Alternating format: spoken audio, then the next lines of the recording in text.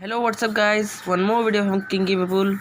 आज हम पढ़ेंगे मास्टर बोर्ड के 11th स्टैंडर्ड का फर्स्ट लेसन फिजिक्स के यूनिट टाइम मेजरमेंट। उसके अब यूनिट मेजरमेंट से आपको टाइप पता चलेगा कि यूनिट टाइम मेजरमेंट इसके यानी कि इसके कुछ क्वांटिटी भी होते होंगे।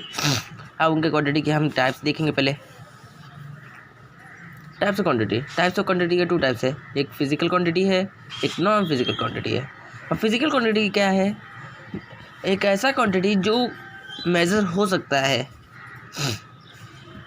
उसे फिजिकल क्वांटिटी कहते हैं, और जो ऐसी क्वांटिटी जो मेज़र नहीं हो सकती जैसे kindness, love, expression, feelings etcetera. आप देख भी सकते हैं, here you can see a quantity that can be measured is called physical quantity. Example, length, mass, time, etc. A non-physical quantity, a quantity that can't be measured is called non-physical quantity. Example, kindness, love, feeling, etc. अब कोई भी method हो, physical quantity हो, वो उसका कोई एक unit express होता ही है। The result of a measurement of a physical quantity is express by an non accompanied by a unit. अब फिजिकल क्वांटिटी हमें यानी कि मेजरमेंट के ऊपर ही पढ़ने हैं, यूनिट से मेजरमेंट, तो हमें फिजिकल क्वांटिटी के ऊपर ही जाना होगा। अब फिजिकल क्वांटिटी के टू टाइप्स है, एक फंडामेंटल क्वांटिटी, एक डिराइव क्वांटिटी। फंडामेंटल क्वांटिटी में क्या है? Physical quantity which does not depend on any other physical quantity for its measurement.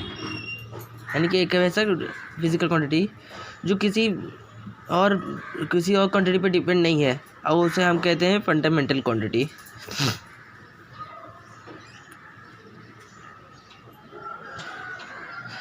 और उसका यूनिट को क्या कहते हैं? The unit for the fundamental of quantity और base quantity are called fundamental unit. यानी कि जो फंडामेंटल क्वांटिटी का यूनिट है उसको कहते हैं फंडामेंटल यूनिट।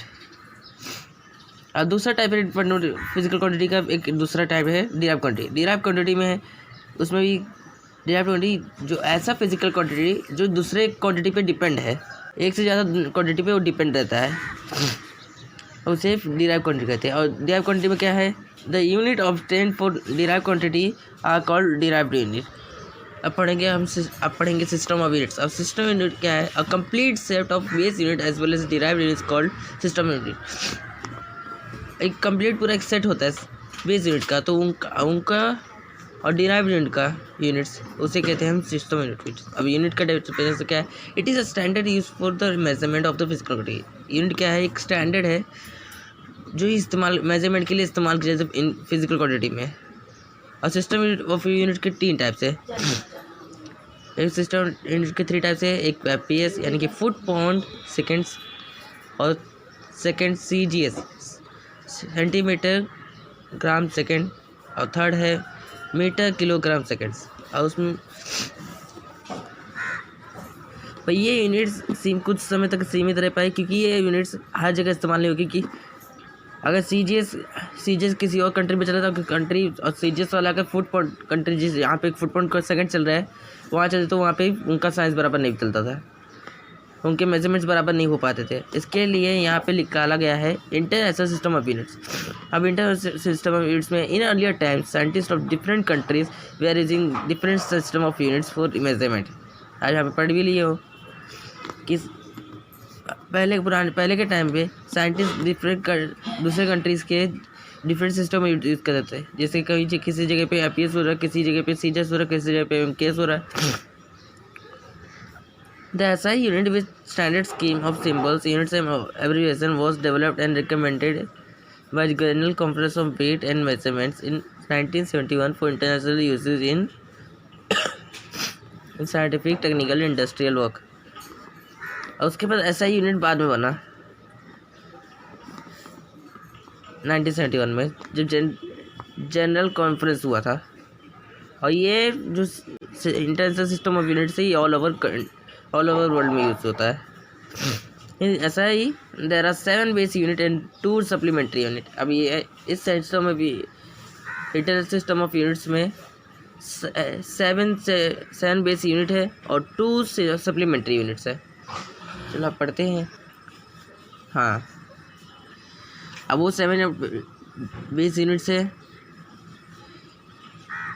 पहला है लेंथ का एसआई यूनिट मीटर है और उसका सिंबल एम है। और दूसरा है मास का एसआई यूनिट किलोग्राम।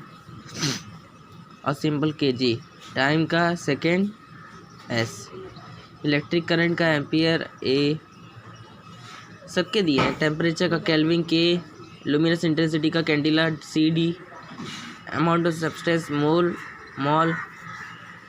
और उसके दो अलग से सप्लीमेंट्री यूनिट्स है, एक प्लेन एंगल एक सॉलिड एंगल। अब प्लेन एंगल कैसा है?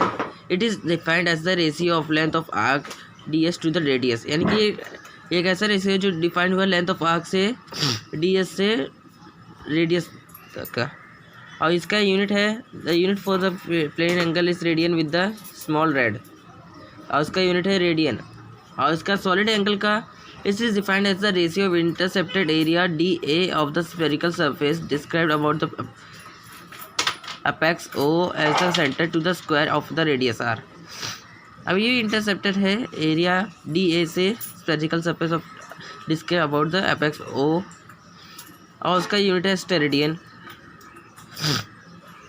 और ये दोनों क्वांटिटी डायमेंशनलेस है। अब आगे हम डायमेंशनल के बारे में पढ़ेंगे ज़रूर।